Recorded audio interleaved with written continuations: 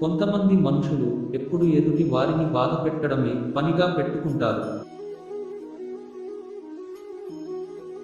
అటువంటి వారు చేతగాని వారిని అలసుగా చేసుకుని ఎప్పుడు బాధ పెడుతుంటారు, ఎందుకంటే తిరిగి ఏమి అనలేరు కాబట్టి.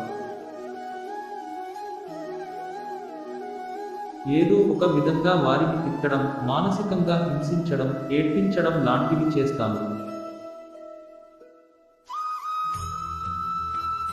వాళ్ళ భయాన్ని, నిస్సహాయతను వాడుకుంటారు.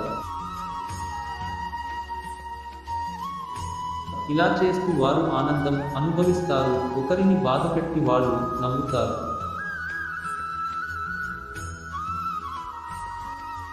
ఇటువంటి వాళ్ళకి అమాయకులు లేదా చేతకాని వారు దొరికితే ఇక వారిని ఏదో ఒక విధంగా ఏడిపించడమే పనిగా పెట్టుకుంటారు. కానీ ఒక్కటి గుర్తుపెట్టుకోండి, బలహీనులని, చేతగాని వాళ్ళని ఏడిపించిన, బాధపెట్టిన ఆ పాపం ఊరికే పోదు, తిరిగి ఆ పాపాన్ని నువ్వు అనుభవిస్తావు. నువ్వు ఎదుటి వారిని ఎంత బాధ పెడితే నువ్వు అంత బాధని అనుభవిస్తావు, నీకు కాలం తప్పక శిక్షిస్తుంది.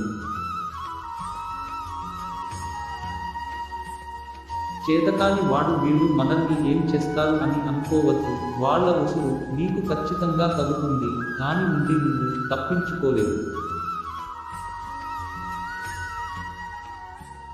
తెలియక ఒకరిని బాధ పెడితేనే అది తప్పు, అలాంటిది నీకు అన్నీ తెలిసి కావాలనే బాధ పెడితే అది పాపం అవుతుంది.